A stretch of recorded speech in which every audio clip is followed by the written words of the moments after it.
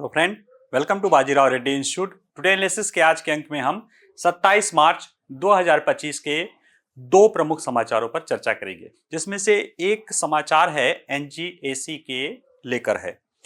बुधवार को उपराष्ट्रपति ने जो है एक मीटिंग में बात कही थी या सदन में कहा था कि अगर एनजीएसी रहता या उस पर ध्यान दिया गया होता तो ये परिस्थिति नहीं उत्पन्न होती। ऐसे में इंडियन एक्सप्रेस में दो लेख है, एक एक्सप्लेनेशन वाला है और एक ओपिनियन लिखा गया है के वेणुगोपाल का, जो भारत के पूर्व अटॉर्नी जनरल भी रहे हैं, सीनियर एडवोकेट हैं सुप्रीम कोर्ट के। तो इन दोनों को मिला के ये है, हमने बनाया है कि सर्वोच्च न्यायालय ने एनजीएसी को क्यों रद्द किया था और क्या इसे वापस लाया जाना चाहिए, यानी पुनर्विचार होना चाहिए। इस मुद्दे को हम समझेंगे क्या मामला है और काफी डिटेल में समझने की कोशिश करेंगे, क्योंकि ये थोड़ा सा जो है हमारे आपके भी इश्यूज से जुड़ा हुआ मुद्दा है। दूसरा है मंगल ग्रह की धूल अंतरिक्ष यात्रियों के लिए स्वास्थ्य को नुकसान पहुंचा सकती है और इसको कैसे कैसे नुकसान पहुंचा सकती है या इसके लिए क्या किया जा सकता है। तो ये अमेरिका के कुछ विश्वविद्यालय और जॉन हॉपकिंसन नासा का सेंटर के शोधकर्ताओं द्वारा अध्ययन करके बताया गया है, मंगल की धरती पे जो धूल उड़ता है वह मंगल पे अंतरिक्ष यात्री भेजने की जो नासा की योजना है या चीन की योजना है या दुनिया के और देशों की योजना है, वह उनके लिए खतरनाक हो सकता है और उसके लिए तैयारी करने की आवश्यकता है। देखिए, ये तस्वीर जो है बयां करती है, एक तरफ माइलॉर्ड लोग हैं जो अपना कॉन्स्टिट्यूशन लिए इधर निकल गए और एक तरफ नेता लोग हैं इधर निकल गए।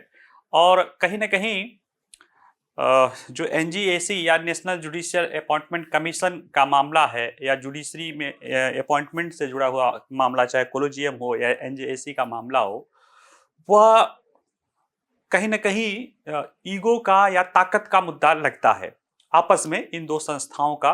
क्योंकि देखा जाए तो भारत में तीन प्रमुख संस्थाएं हैं, या जो कहा जाता है चौथा भले कहा जाए, लेकिन तीन है, विधायिका, कार्यपालिका और न्यायपालिका।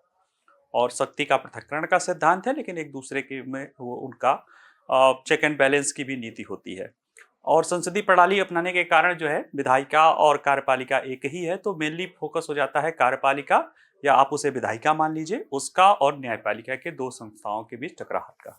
और इनके बीच में टकराहट तो नहीं कह सकते, लेकिन अगर इनके बीच में अगर ताकत का या पृथक्करण है तो ये हमारे लोकतंत्र के लिए जरूरी भी है, इसीलिए संविधान में ये व्यवस्थाएं भी की गई है। लेकिन कई बार जब परिस्थितियां ऐसी हो जाती हैं तब उसमें गंभीर चुनौतियां उत्पन्न हो जाती है। जैसे अभी एक मामला आया है, जज साहब के घर में आग लगी थी और पता चला कि वहां पे करोड़ों की संख्या में कैश मिला है। अब तो ये प्रूफ मतलब वीडियो भी आ गया है, खुद ही भारत के मुख्य न्यायमूर्ति ने उस वीडियो को जारी किया, सुप्रीम कोर्ट के उस वेबसाइट पे जारी किया गया, तो कहने में कोई गुरेज नहीं है। और कई सारे जिसके जजेस की इंक्वायरी के लिए भी कमेटी भी बन गई है और सारा मुद्दा है। तो आइए जरा सा इस मुद्दे को हम गंभीरता से समझते हैं, क्या मामला है, कैसे है। और क्योंकि इंडियन एक्सप्रेस में दो लेख इस पे था तो इसको समझना जरूरी हो गया है। देखिए, चर्चा में क्यों है, क्योंकि पिछले सप्ताह उच्च न्यायालय के न्यायाधीश न्यायमूर्ति यशवंत वर्मा के आवास पर नोटों की गड्डियां मिलने से उठे विवाद ने न्यायिक नियुक्तियों पर बहस को एक नया जीवन दे दिया है।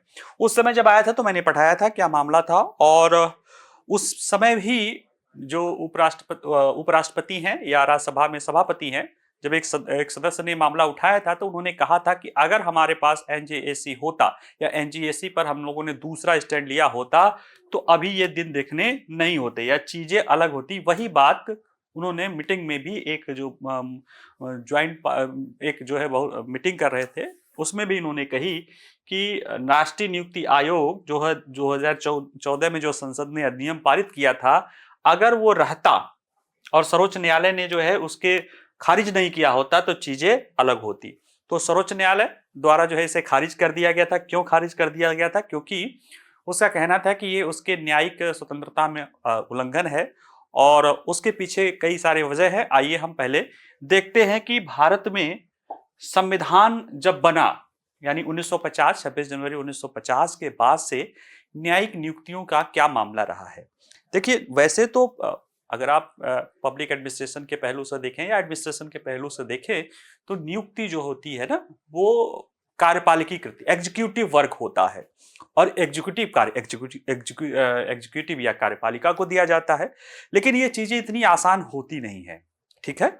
अगर ऐसे देखा जाए तो जो है संसद की भी बहुत सारी जो समितियों का अध्यक्ष नियुक्त किया जाता है या सब किया जाता है, वो लोकसभा के अध्यक्ष करते हैं या राज्यसभा के सभापति करते हैं, तो वो इतना सरल नहीं है। हाँ, नॉर्मल एडमिनिस्ट्रेशन में अपॉइंटमेंट का काम जो होता है, ट्रांसफर का काम, पोस्टिंग का काम, ये एग्जीक्यूटिव वर्क के रूप में आता है, ठीक है, प्रशासनिक कार्य के रूप में आता है। यहाँ पे संविधान के संदर्भ में देखा जाए तो जो हमारा वर्तमान में सुप्रीम कोर्ट है, ये संविधान के बनने के बाद आया। उसके पहले एक फेडरल कोर्ट था और जब संविधान बना तो वही फेडरल कोर्ट के जो न्यायाधीश थे वो सबके सब जो है सर्वोच्च न्यायालय में स्थानांतरित कर दिए गए। और उस समय जो फेडरल कोर्ट के संघीय न्यायालय के चीफ जस्टिस थे, उन्होंने ही उनमें से न्यायमूर्ति हरिलाल कानिया जो है भारत के पहले मुख्य न्यायाधीश या मुख्य न्यायमूर्ति बने थे। देखिए, सुप्रीम कोर्ट के बाकी जजेज आप सुप्रीम कोर्ट कहा जाता है, और जो सुप्रीम कोर्ट का चीफ जस्टिस होता है उसे चीफ जस्टिस ऑफ इंडिया कहा जाता है, क्योंकि उसमें उससे ऊपर कोई न्यायिक शब्दावली नहीं है। और पूरे संविधान के तहत जो भारत में न्याय प्रणाली एक एक तंत्र के रूप में है, उसका वो मुखिया होता है, ठीक है। तो वो पूरे भारत का न्याय का मुखिया होता है, भारत का मुख्य न्यायाधीश। और इसमें जो नियुक्ति प्रणाली अगर देखा जाए तो सर्वोच्च न्यायालय जो है व्यवस्था जो थी 124(2) के तहत जो की जाती थी या 27 के तहत की जाती थी, वो व्यवस्था जो है 27 वर्षों तक कार्यपालिका ने उच्च न्यायपालिका में नियुक्त की थी, क्योंकि वो व्यवस्था की एक जा रही व्यवस्था थी। अभी आगे देखेंगे भी कि जो सुप्रीम कोर्ट के जजेस नियुक्त किए जाते थे या हाई कोर्ट के मामले में, उसमें क्या करते थे, वो राष्ट्रपति द्वारा नियुक्त किए जाते थे। राष्ट्रपति मतलब जो मंत्रिमंडल द्वारा नियुक्त किए जाते थे, क्योंकि राष्ट्रपति मंत्रिमंडल के सलाह पर काम करता था। और राष्ट्रपति, उसमें सिर्फ ये बात था कि राष्ट्रपति इसके लिए भारत के मुख्य न्यायाधीश का कंसल्टेंट लेगा या सलाह लेगा। सेल है तो इसका मतलब लेगा। और ये इसी व्यवस्था के तहत 27 वर्षों तक चलता रहा। और ऐसा नहीं कि इस दौरान कोई टकराहट नहीं हुई। इस दौरान कई सारे कानून सामाजिक रूप से कह सकते हो कि आर्थिक सामाजिक रूप से जो है क्या कह सकते हो कि प्रोग्रेसिव कानून, या आप उसको हिंदी में क्या कहेंगे पता नहीं, या मुझे दिमाग में नहीं आ रहा। प्रोग्रेसिव कानून जो है संसद द्वारा बनाए गए, संविधान संशोधन उसको न्यायपालिका द्वारा अलग किया गया, फिर संविधान संशोधन किए, उसमें कई सारे संसद ने उसको पलटने की कोशिश की और टकराहट रहा, सब कुछ चलता रहा। लेकिन नियुक्ति प्रक्रिया में कोई अड़चन नहीं आई। नियुक्ति प्रक्रिया जैसे चलता था वैसे ही चलता रहा। लेकिन 27 सालों बाद स्थिति थोड़ी बदली। 70 के दशक में जब इंदिरा गांधी जी जो है वो प्रधानमंत्री थी, तो उनके दौरान जो है एक चीफ जस्टिस की नियुक्ति की प्रक्रिया में जो है गड़बड़ी की गई, क्योंकि उसके पहले तक जो परंपरा चल रहा था कि जो सीनियर मोस्ट जज होता है उसे ही चीफ जस्टिस नियुक्त कर दिया जाता है। आज भी यही व्यवस्था है। हालांकि कोई बाध्यता ऐसा नहीं कहा गया, लेकिन यह है कि आज भी यही व्यवस्था है कि जो सीनियर मोस्ट सुप्रीम कोर्ट का जो सीनियर मोस्ट जज होता है उसे ही अगला सीजीआई बना दिया जाता है। जो पुराने सीजीआई रहते हैं उसी का नाम रिकमेंड कर देते हैं और राष्ट्रपति उसको स्वीकार कर लेते हैं। ये चीज चलती रहती थी। बाकी राष्ट्रपति अन्य की नियुक्ति चीफ जस्टिस ऑफ इंडिया के करता था। ये व्यवस्था चल रही थी। हुआ क्या कि इस दौरान जो है इंदिरा गांधी जी ने भारत के मुख्य न्यायाधीश को चुनने में जो वरिष्ठता का मानदंड था उसमें छेड़छाड़ कर दिया। यानी एक परंपरा जो चली आ रही थी, एक दूसरे का लक्ष्मण रेखा और एक दूसरे का एक, ठीक है, लड़ाई कर रहे थे लेकिन परंपराओं का सम्मान करते चल रहे थे, वो छेड़छाड़ करने की कोशिश की गई कार्यपालिका के द्वारा। और क्या किया गया कि 3 न्यायाधीशों की वरिष्ठता को पीछे छोड़ते हुए न्यायमूर्ति A.N. रे को 1973 में सीजीआई नियुक्त कर दिया गया। ठीक है। फिर ये भी नहीं यही समस्या हुई। जब 1977 में बात आया तो जो उस समय के वरिष्ठ न्यायाधीश HR खन्ना थे, उनके जो अभी चीफ जस्टिस है, इनके चाचा जी बोले जाते हैं, इनके जो है वो इनके भतीजे हैं। तो जो HR खन्ना है, जस्टिस HR खन्ना बहुत ही अपराइट जज माने जाते थे।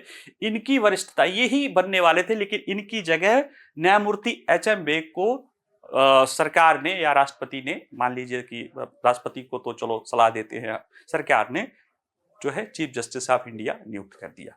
और फिर इसके बाद उसी दौरान जो है इमरजेंसी थी और बहुत सारी चीजें, बहुत सारे लोग, यानी देश में कहीं ना कहीं ये माहौल बना कि कार्यपालिका लोगों के मौलिक अधिकारों को हनन कर रही है और इसमें अगर न्यायपालिका कुछ रोकने का भी काम करती थी तो वो उसे नियुक्ति प्रक्रिया के तहत दबाने की कोशिश करती है। ऐसे में इन्हीं संदर्भों में जब मामला आया, आपातकाल युग का जब हस्तक्षेप हुआ, तब सुप्रीम कोर्ट ने इसके बारे में फैसला दिया। हालांकि 1981 में जब मामला आया था, अभी देखेंगे तो सुप्रीम कोर्ट ने कॉलेजियम प्रणाली लाई थी, इसी आपातकालीन हस्तक्षेप वाली जो व्यवस्था जहां से परंपरा को गड़बड़ करने की कोशिश की गई थी, उसके बाद जो है ये प्रणाली लाने की कोशिश की गई थी। हाँ, उसके पहले 1973 में भी प्रसिद्ध केशवानंद भारतीवाद में बेसिक स्ट्रक्चर ऑफ कॉन्स्टिट्यूशन आ गया था और उसमें न्यायिक स्वतंत्रता भी एक पहलू थी। न्यायाधीशों की नियुक्ति की कॉलेजियम प्रणाली का जन्म कैसे होता है? तो देखिए, ये जो प्रणाली का जन्म होता है, सुप्रीम कोर्ट के 3 महत्वपूर्ण जजमेंट है, उसको फर्स्ट जजमेंट, सेकंड जजमेंट और थर्ड जजमेंट के नाम से, फर्स्ट जजेस वाज, सेकंड जजेस वाज, थर्ड जजेस वाज कहा जाता है। जो फर्स्ट जजेस वाज है 1981 में था। इसमें एक मामला ये था कि जो राष्ट्रपति द्वारा नियुक्ति की जाती है उसमें जो कंसल्टेंस है, यानी जो सलाह है, उसे सहमति मान लिया जाए, कॉन्करेंस मान लिया जाए, यानी उसे बाध्यता कर लिया जाए। लेकिन प्रथम जजेस मामले में जो है संविधान पीठ ने इसे इनकार कर दिया था, उसको खारिज कर दिया था, जिसको द्वितीय जजेस मामले में बड़ी पीठ ने उसको बदल देते हुए न केवल कॉन्करेंट किया बल्कि उसको एक कॉलेजियम ला दिया जो सुप्रीम कोर्ट के चीफ जस्टिस और बाकी 4 सीनियर मोस्ट जजों का बनना था। और ये प्रणाली देखा जाए तो संविधान में कहीं उल्लेख नहीं है। कॉलेजियम प्रणाली जो है या कॉलेजियम सिस्टम का कहीं उल्लेख संविधान में नहीं है। बस जो संविधान के मामले हैं इन जजेस में, अनुच्छेद 124(2) और 217(1) यानी सुप्रीम कोर्ट के जजेस की नियुक्ति, हाई कोर्ट के जजेस की नियुक्ति के लिए जो प्रक्रिया बताई गई है, उसी प्रक्रिया की न्यायपालिका ने जो व्याख्या की है, उस व्याख्या के क्रम में कॉलेजियम प्रणाली जन्म लिया था। जैसे मैं बार बार आप लोगों को बताता हूं कि जो संवैधानिक हम प्रणाली देखते हैं तो उसमें आमतौर पे नॉर्मली जो संविधान में कहा गया है, जो लिखा रहता है संविधान के, आप पढ़ते होंगे बेयर एक्ट या तमाम तरह के, तो उसमें जो उसके बारे में कहा गया है उसको हम वो अर्थ लेते हैं सामान्य तौर पे।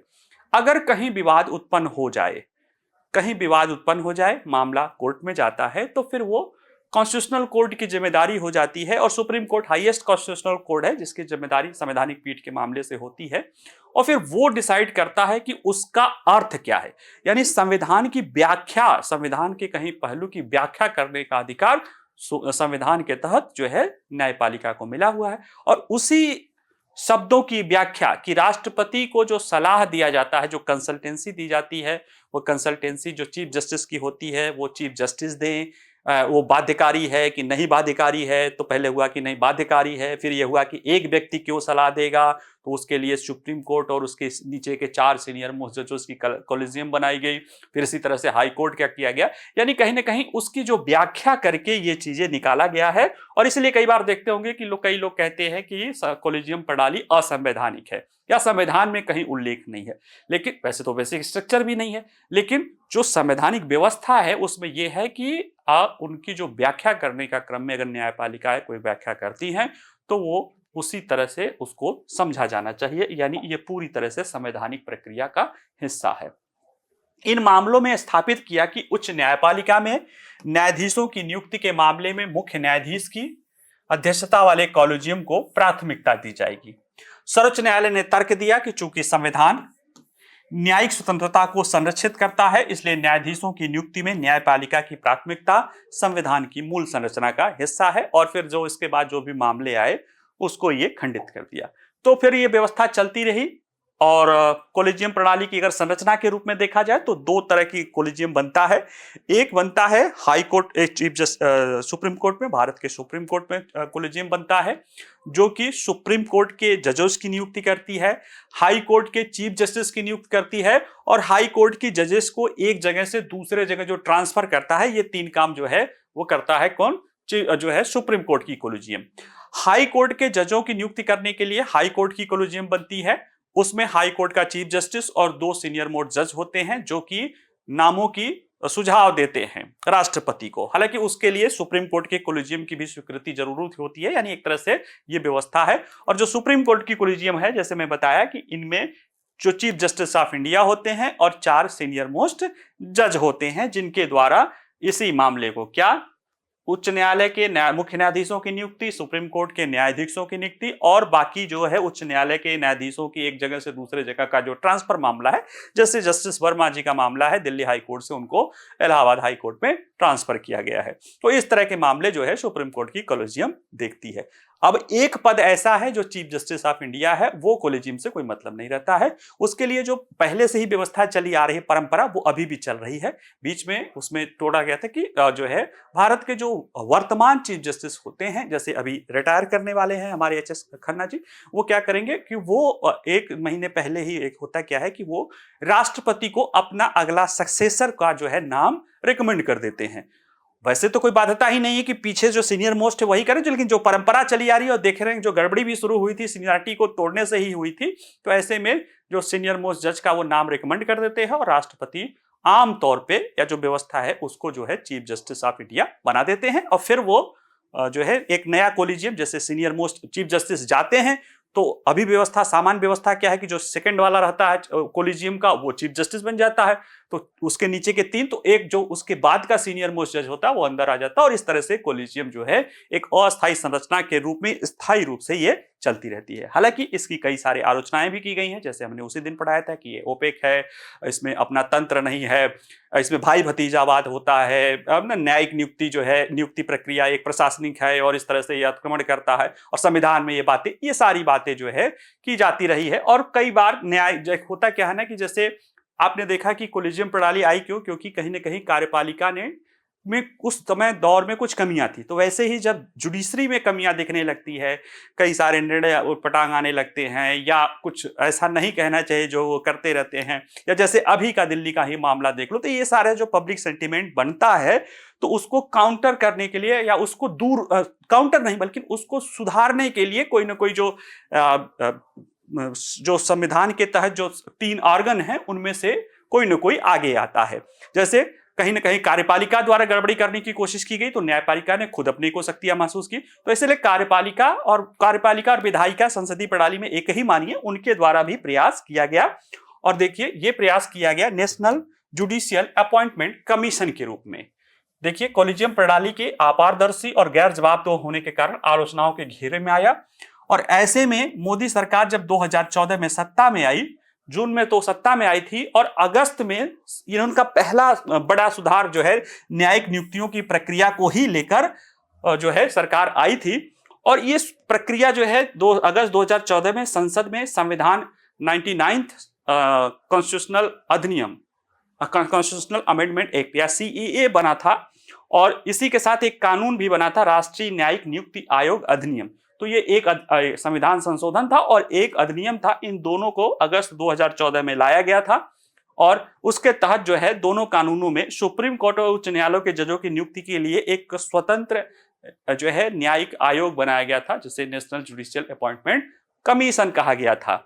और इन कानूनों पर राजनीतिक स्पेक्ट्रम में लगभग पूर्ण सहमति थी। इसी बात को बार बार जो है हमारे जो है उपराष्ट्रपति जी भी कहते हैं कि ये सर्वसम्मत से मामला था। लोकसभा में जितने लोग उपस्थित थे, मत दिए थे, उन सभी के सभी ने, करीब 376 लोग थे, उन सभी के सभी ने इस संशोधन के यानी जो ये NGSC था इसके पक्ष में मतदान दिया था।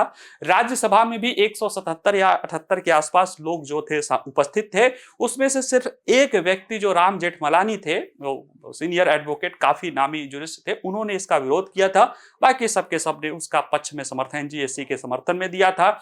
इसके बाद चूंकि ये फेडरल स्ट्रक्चर से जुड़ा मामला था तो इसे राज्यों की सहमति भी चाहिए थी, आधे राज्यों की, तो आधे से छोड़िए बल्कि 16 राज्यों में सहमति मिली, जिसमें विपक्षी दलों के भी सरकारों ने समर्थन किया और अंततः राष्ट्रपति द्वारा इसे सहमति देने के बाद ये कानून बन गया था। लेकिन कानून बनके ये लागू हो उसके पहले ही, मतलब अगस्त में हुआ था ये मामला और उसी में, मतलब इससे द्वारा अपॉइंटमेंट होने के पहले ही ये मामला जो है न्यायपालिका द्वारा इसको क्या कहते हैं देख लिया गया। तो उसको बाद में देखते हैं, पहले जो संरचना बनाई गई थी NJSC के तहत, जो एडजस्टेंट जो एक्ट बना था, उसमें यह था कि 124 का विस्तार किया गया था और इसमें कॉलेजियम प्रणाली को बदलने के लिए एक संवैधानिक निकाय के रूप में नेशनल जुडिशियल अपॉइंटमेंट कमीशन का निर्माण किया गया था और इसकी संरचना क्या थी? मुख्य न्यायाधीश जो भारत के होंगे वो पदेन अध्यक्ष, एक्स ऑफिशियो चेयरमैन, यानी जो भी व्यक्ति मुख्य न्यायाधीश पर बैठेगा वो इस एनजीएसी का अध्यक्ष हो जाएगा। साथ में सर्वोच्च न्यायालय के 2 वरिष्ठतम न्यायाधीश इसके पदेन सदस्य होंगे, यानी मुख्य न्यायाधीश और 2 वरिष्ठतम न्यायाधीश इसके एक्स ऑफिशियो जो है एक चेयरमैन और 2 मेंबर हो जाएंगे। चौथा व्यक्ति था इसमें केंद्रीय विधि और न्याय मंत्री पदेन सदस्य होते थे, यानी जो लॉ मिनिस्टर हैं वो इसके एक्स ऑफिशियो प्रेसिडेंट होते थे, एक एक्स ऑफिशियो मेंबर होते थे।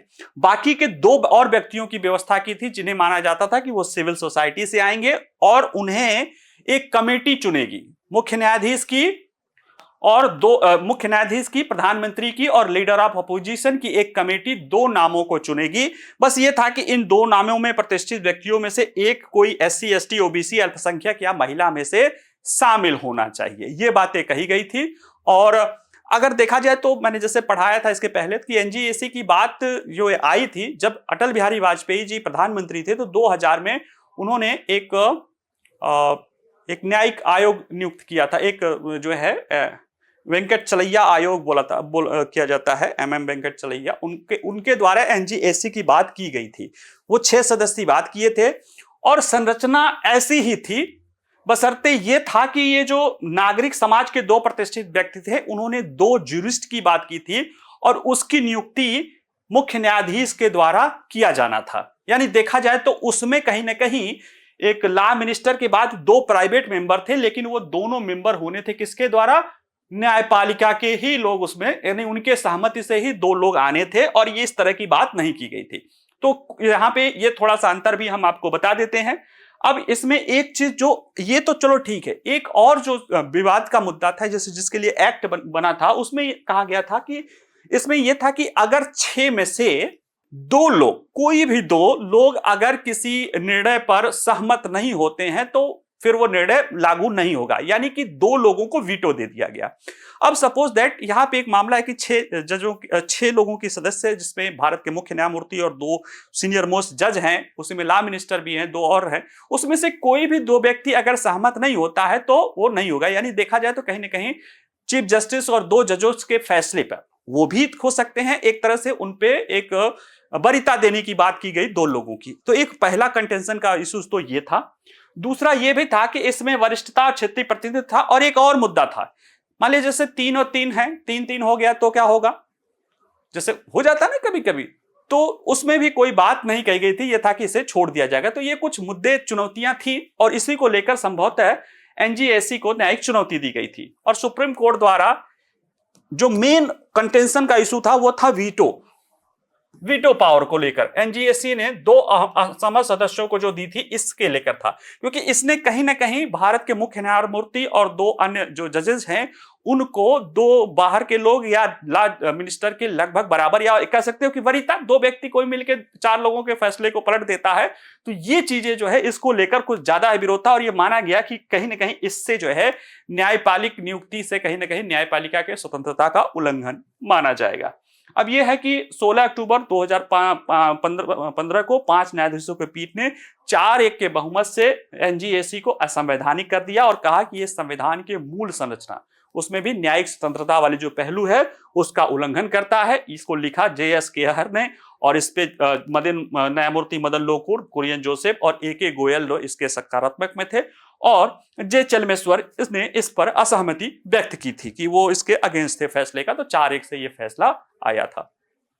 अब जैसे कि क्या है मामला कि इसको देखा जाए कि कैसे असंवैधानिक है, नियुक्ति कैसे न्यायिक स्वतंत्रता में कर सकती है। तो अगर सिंपल सा देखेंगे तो कहेंगे भाई अगर नियुक्ति की मामला है, कोई भी नियुक्त हो तो नियुक्त होने के बाद तो उसे सारे रक्षोपाय होता है, लेकिन ऐसी बात नहीं है। कई बार छोटी छोटी चीजों से ही शुरुआत होती है। कहा जाता है गंगा गंगोत्री से ही शुद्ध होती है या अपवित्र होना शुरू हो जाती है। तो अगर नियुक्ति प्रक्रिया ही गड़बड़ नहीं रहेगी या उसमें इंटरफेरेंस रहेगा तो बाद में आगे के इंटरफेरेंस की संभावना देखी जा सकती है। और जो उसमें बराबरी वीटो का पावर कराएगा, क्योंकि प्राइवेट व्यक्ति को जो है चीफ जस्टिस और 2 के निर्णय के ऊपर वीटो दिया गया, ये कहीं ना कहीं न्यायिक स्वतंत्रता में हस्तक्षेप मानते हुए इस सब की व्याख्या करते हुए इसे जो है खंडित कर दिया गया। हालांकि देखा जाए तो एनजीएससी को रद्द करने में जो मुख्य मुद्दा वीटो का ही लोग बताते हैं, क्योंकि जब ये मामला चल रहा था 2 महीने की कार्रवाई, तो लोगों ने कहा था कि अगर सरकार जजों के खिलाफ वीटो पर जोर नहीं देती तो संशोधन सुप्रीम कोर्ट में मंजूरी मिल सकती थी। और इसके अलावा एक और मुद्दा था कि एनजीएससी के भीतर 3-3 की गतिरोध थी। ये कौन कह रहा है? मैं तो चलो इसमें जो पढ़ा रहे हैं या जो लोग कह ही रहे हैं, भारत के दिसंबर 2023 में सुप्रीम कोर्ट के पूर्व न्यायाधीश रहे हैं जस्टिस संजय किशन कौल, एसके कौल जी गोरे गोरे रहे थे। वो उनका एक इंटरव्यू आया था जिसमें उन्होंने कहा था कि भारत के मुख्य न्यायाधीश को निर्णायक मत देना चाहिए था, 3-3 वाला जो मामला था उसमें देना चाहिए था। उससे क्या होता कि न्यायपालिका अपनी सुप्रीमेसी भी बना लेती, अगर होता तो, कि नियुक्ति को ऐसा हो जाता कि न्यायपालिका को प्रमुखता भी मिल जाती, और एक ऐसा एक बार हो जाने के बाद नियुक्ति को पारित किया जाना मानना चाहिए था और सरकार को इस पर दोबारा विचार नहीं करना चाहिए था। अगर न्यायपालिका की प्रमुखता की रक्षा की जाती तो एनजीएससी को संतुलित किया जा सकता था। उनका कहना था, मुझे लगता है कि राजनीतिक रूप से भी इसे संभवतः स्वीकार किया जा सकता था अगर इसे अलग रखने के बजाय इसमें बदलाव किया जाता, यानी जो खारिज कर दिया गया अगर उसमें चेंज कर दिया गया होता तो संभवतः इसे न्यायपालिका भी मान लेती और सरकार भी खुश होती। तो इसका मतलब जजेस को भी पता है कि कहीं ना कहीं मामला है, इसमें समस्या जुड़ी हुई है और ये ईगो का ज्यादा मुद्दा दिखता है, और वही कि सुप्रीमेसी की बात आती है यहां पे।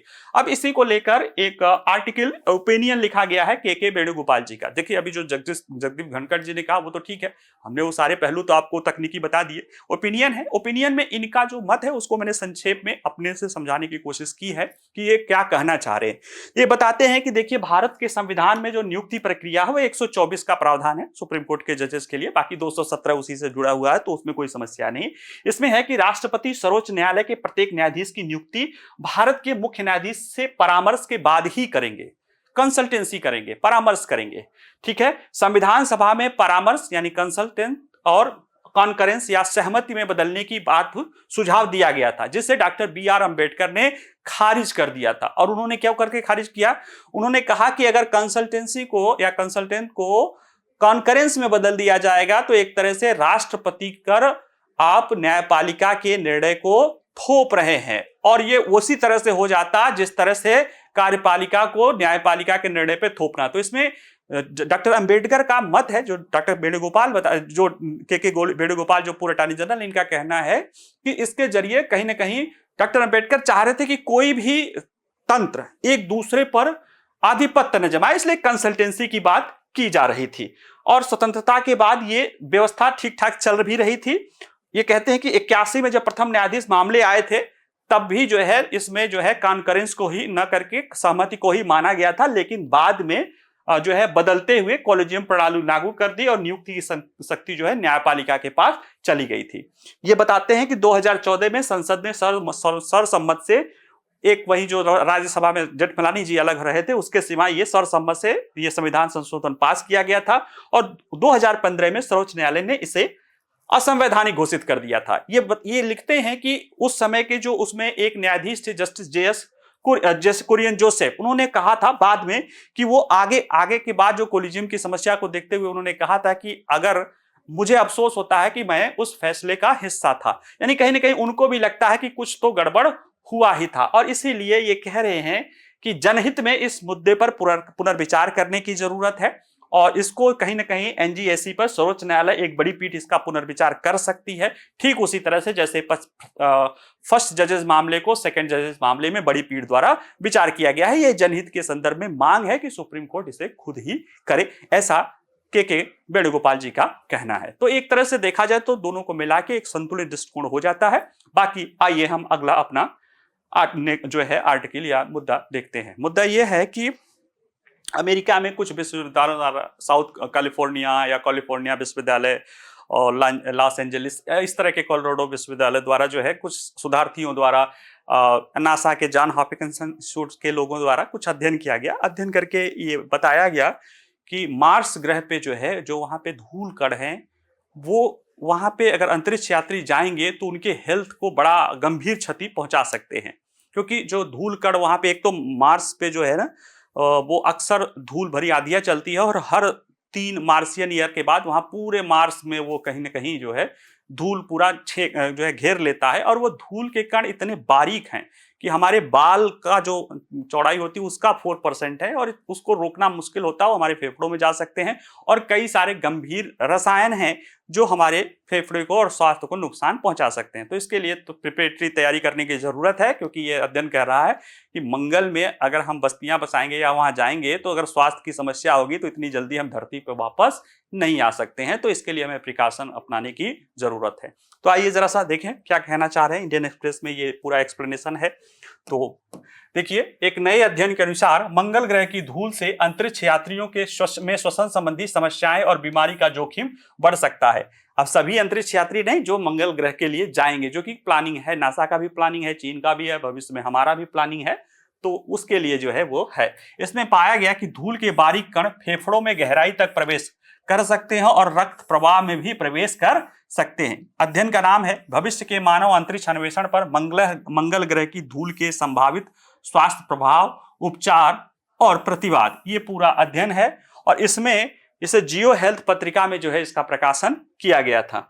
इस अध्ययन में यह निष्कर्ष महत्वपूर्ण निकला क्योंकि नासा और चीन की मानव युक्त अंतरिक्ष एजेंसी अगले दशक में अपने अंतरिक्ष यात्रियों को मंगल ग्रह पर भेजना चाहते हैं और मंगल ग्रह को यात्रियों को महीनों तक वहां पे रहना पड़ सकता है। कुछ लोग तो वहां पे बस्तियां बसाने की बात करते हैं। तो इससे में वहां के धूल वातावरण में फैलने वाले धूल से उन्हें प्रभावित होना पड़ेगा, क्योंकि हर मंगल वर्ष यानी मंगल का एक वर्ष जो है 688 पृथ्वी दिनों के बराबर होता है और वहां पे रीजनल आधार पे धूल के तूफान आते हैं और हर 3 मंगल वर्ष में ये तूफान ग्रह को घेरने वाले धूल के तूफानों में, है ना, डस्टिंग स्टॉर्म के रूप में पूरे ग्रह को घेर लेते हैं। तो ये स्थिति वहां पे बनी रहती है। अब अगर देखें कि इससे क्या दुष्प्रभाव पड़ सकता है, तो शोधकर्ताओं ने कहा कि मंगल ग्रह की जो धूल है ना वो बहुत छोटा होता है, मतलब इतना कि मानव बाल की लंबा चौड़ाई का लगभग 4% है और ऐसे में ये और ज्यादा खतरनाक हो जाता है मनुष्यों के लिए। क्यों? क्योंकि जो प्राकृतिक तरीके से हमारे धूल कण आदि को रोकने का जो तरीका वो रोक नहीं पाता है। देखिए, मंगल ग्रह के धूल कणों का औसत आकार हमारे फेफड़ों में मौजूद बलगम के न्यूनतम आकार से भी बहुत छोटा है। ये क्या, जैसे नाक में बाल होते हैं या बलगम होता है, वो हमारे कचड़े को जो धूल आदि कण को वो बाहर निकालने का काम करता है, ये उससे भी छोटा होता है। इसलिए वे बीमारी का कारण बनने की अधिकांश संभावना है।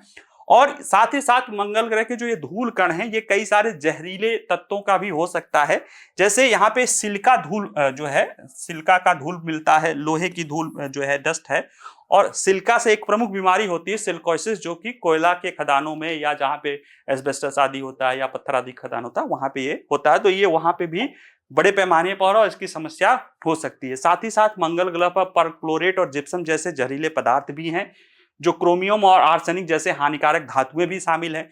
एक और समस्या है कि मंगल ग्रह पर सूक्ष्म गुरुत्वाकर्षण है और विकिरण अधिक है। इनके कारण इनकी जो है स्वास्थ्य को नुकसान पहुंचाने की क्षमता और ज्यादा बढ़ जाती है। विकिरण के संपर्क में आने से फेफड़ों की बीमारी हो सकती है, जो अंतरिक्ष यात्रियों को फेफड़ों पर धूल के प्रभाव को और बढ़ा सकता है। तो क्या करना चाहिए?